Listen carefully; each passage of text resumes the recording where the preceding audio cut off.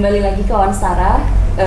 Ini saking menariknya diskusi kita pada siang hari ini gitu ya. Ternyata nggak terasa ini sudah memasuki segmen terakhir gitu ya. Tapi sebelum kita berakhir gitu ya, masih ada beberapa hal yang ingin kita kulik lagi gitu.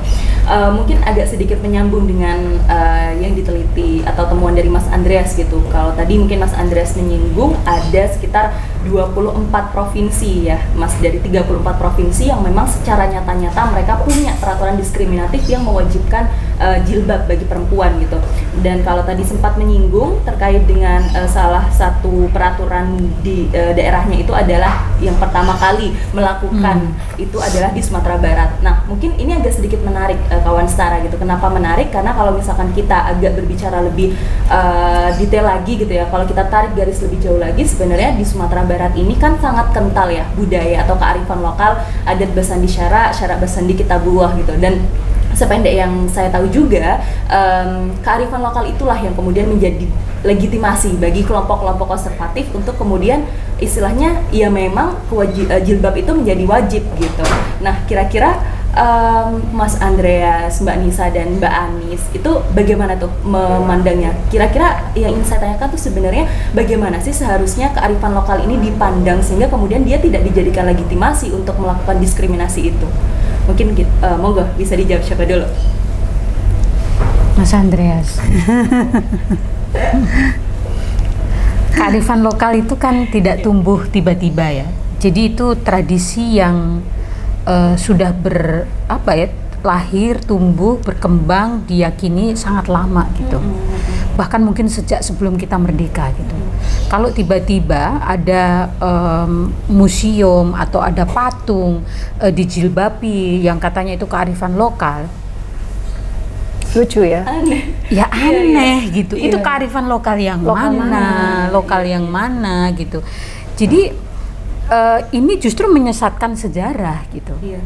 Jadi setiap daerah kita itu kan kaya sekali dengan kearifan lokal ya. Orang berpakaian berbeda-beda gitu. Di Indonesia itu pakaiannya saja berbeda-beda loh setiap daerah gitu. Dan ini mau diseragamkan gitu. Ini menurut saya ancaman gitu ya, keanekaragaman kekayaan budaya kita. Yang kadang-kadang saya juga merasa kok hilang ya gitu. Saya waktu kecil dulu menikmati sebenarnya tayangan di TVRI gitu ya. Ada tarian, ada budaya-budaya yang ditampilkan gitu dari berbagai daerah gitu, yang sekarang kita jarang lihat. Bahkan olahraga saja sekarang juga suruh jilbaban gitu ya kalau tampil di Olimpiade dan lain sebagainya. Jadi menurut saya ada satu kondisi yang dipaksakan gitu ya, yang akan mempersempit ruang perempuan nanti gitu untuk menjalankan haknya gitu untuk bertumbuh, berkembang, punya hobi, punya interest gitu ya di dunia manapun gitu. Jadi saya kira gejala ini ya harus kita cegah bersama gitu, jangan sampai makin jauh gitu, karena ini membahayakan kehidupan kita ke depan, keberagaman kita ke depan, keindonesiaan kita juga gitu. Iya, jadi mungkin singkatnya kalau landasannya kearifan lokal kenapa nggak dari dulu gitu ya Mbak? Betul.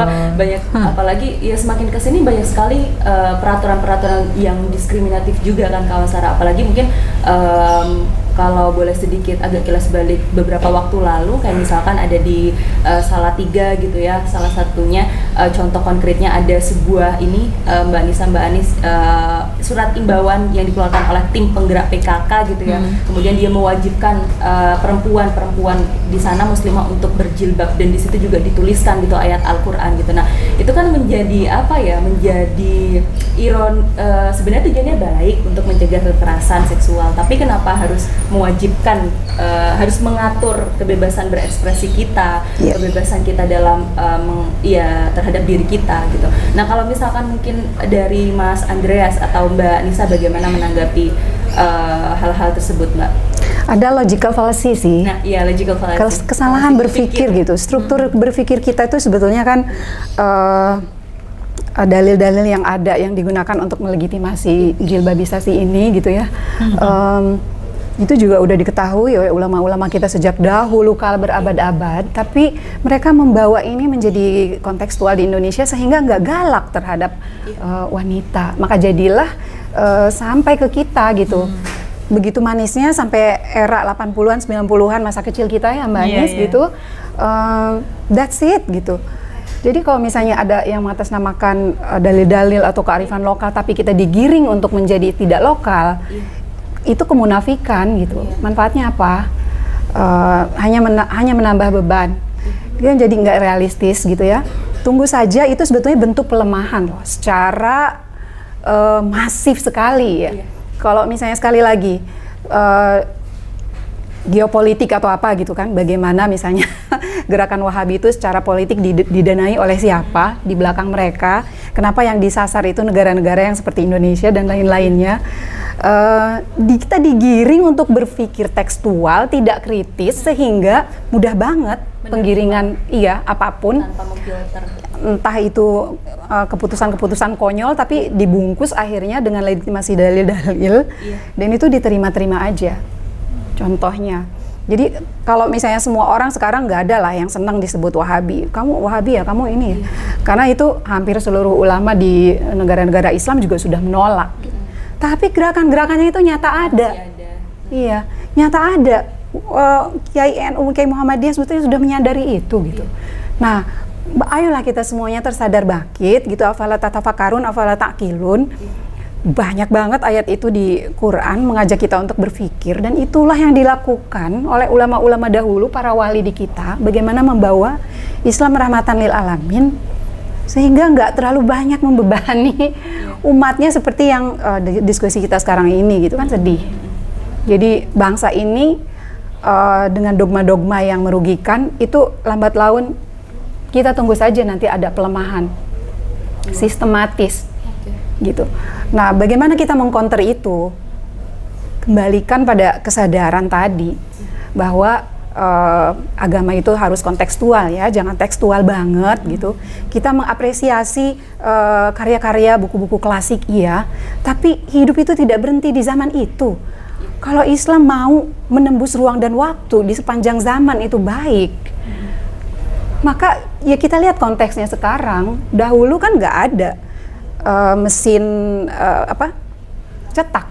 Dahulu nggak ada era digital sehingga orang-orang didorong untuk menghafal. Sekarang kan didorong luar biasa, hafal. Anak-anak dari mulai kecil didorong untuk menghafal dengan diiming-imingi orang tuanya nanti akan mendapat mahkota. Ini juga bagian dari diskusi panjang teman-teman ya, karena kalau kita ngomongin jilbab, this is not the only issue that we have dan sangat krusial gitu. Ada banyak mindset kita yang sebetulnya harus di-set ulang, bagaimana supaya kita tuh beragama itu lebih sehat, lebih maju, lebih ramah, bukan menjadi beban hidup gitu. Kita ingin memajukan bahwa realistis hidup kita ini abad 21, abad modern. Kok kita hanya sibuk ngurus-ngurus tentang isu jilbab lagi, udah ini lagi, itu nggak kelar-kelar.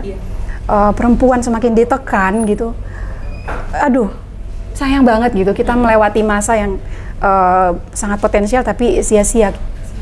Iya, luar biasa. Kalau Mas Andreas sendiri gimana?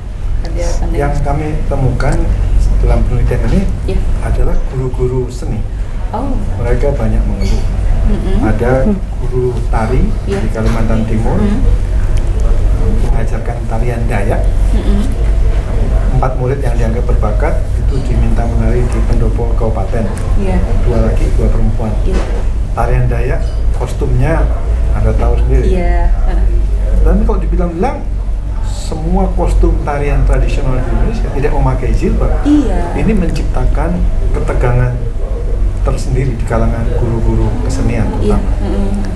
Dalam kasus ini 2 anak itu hanya 2 yang perempuan dibully karena tidak pakai jilbab. Orang tuanya tapi protes, mereka menangis datang ke sekolah.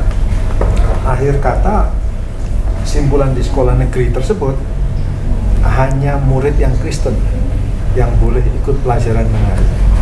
Yang Muslim tidak dianjurkan menari. So sad. Sehingga kalau karena kalau menari itu ada masalah kostum.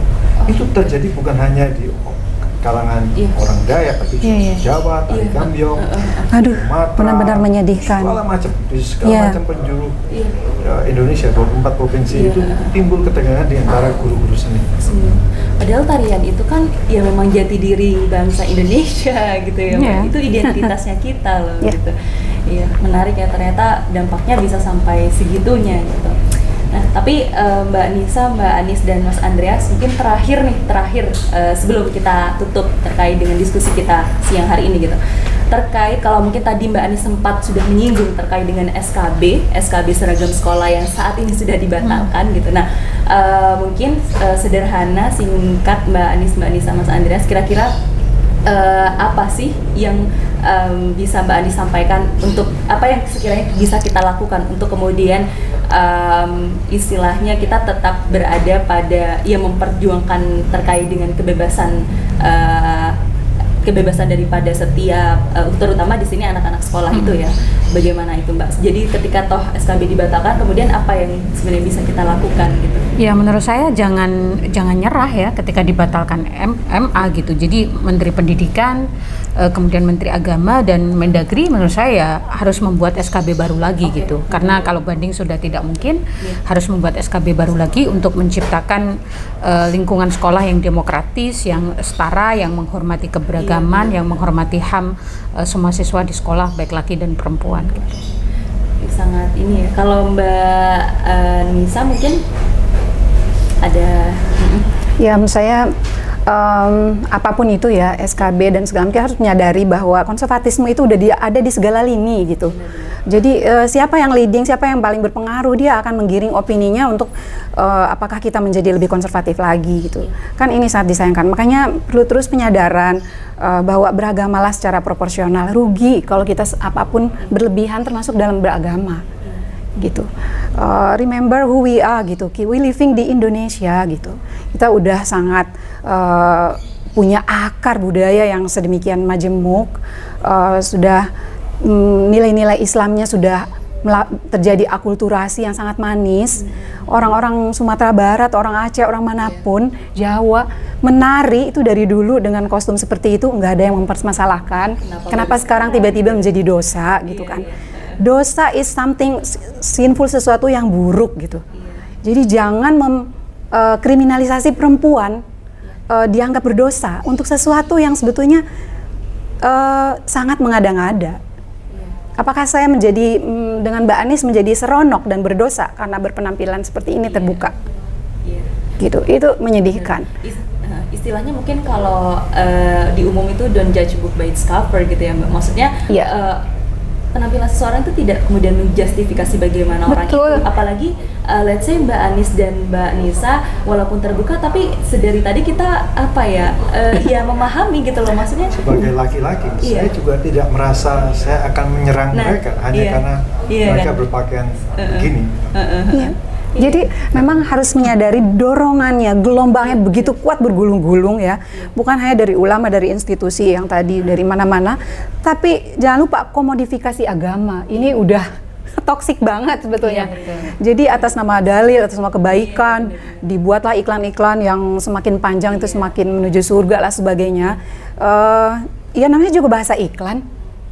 Kan ada psikologinya. Untuk menarik. Bagaimana ini sebetulnya yang lebih berpengaruh. Ditambah lagi public figur yang hijrah gitu, artis apa yang jadi figur yang seolah-olah setelah menemukan hidayah, mereka hidupnya jadi lebih, ya mereka enak, mereka sudah mapan, udah artis, udah banyak simpanan duitnya. Gimana kalau adik-adik kita yang masih baru memulai hidup tapi disuruh hijrah? Apa yang bisa mereka lakukan untuk perjuangan? Sementara setiap kesempatan di-cut, punya bakat nari di-cut, punya bakat, ada banyak sandungan gitu jadinya. Ya, jadi this is kita sebetulnya persoalan yang serius, tapi marilah kesadaran sama-sama gitu, terutama laki-laki. I wish bapak, guru, suami, please dipikir ulang bagaimana mendukung.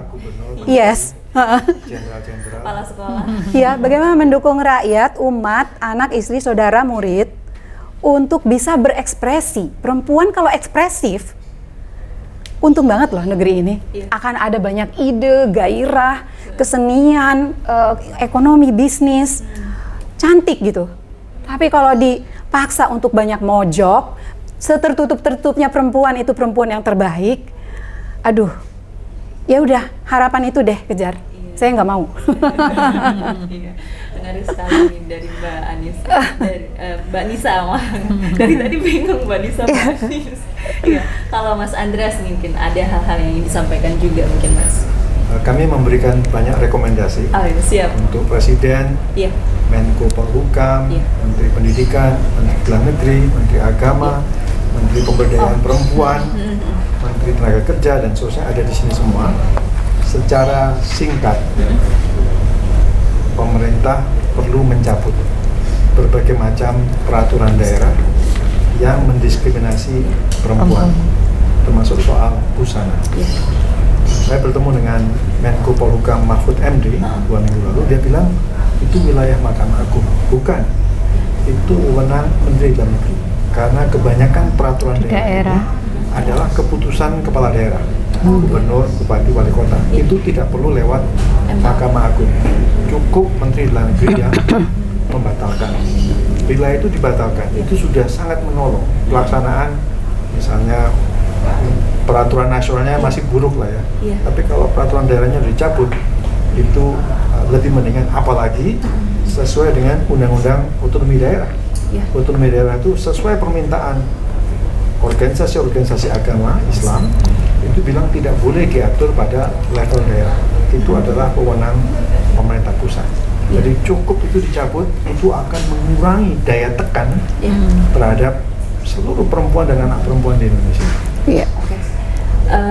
Mungkin kalau bisa disimpulkan gitu ya dari apa yang kemudian kita diskusikan pada siang hari ini gitu ya kawan setara, sebenarnya yang perlu kita lakukan itu adalah sebenarnya meminjam istilah dari Mbak Anis adalah mengadvokasi negara mungkin ya. Jadi sebenarnya nggak kurang-kurang apa yang kemudian dilakukan oleh banyak berbagai entah itu masyarakat sipil ya Mbak ya, atau mungkin kelompok-kelompok lainnya gitu untuk kemudian bagaimana melakukan istilahnya mendorong negara untuk segera melakukan mencabut terkait dengan peraturan diskriminatif, karena memang kalau tadi yang disampaikan oleh Mas Andreas gitu ya, sebenarnya yang bisa kita highlight adalah sebenarnya faktor utamanya, akarnya itu adalah dari peraturan diskriminatif itu sendiri gitu. Karena dari peraturan diskriminatif, dari istilahnya kalau misalkan di Setara kita menyebutnya sebagai pelembagaan diskriminatif, pelembagaan diskriminasi yang kemudian diformalkan menjadi peraturan perundang-undangan, sehingga ya mau nggak mau itu harus ditaati.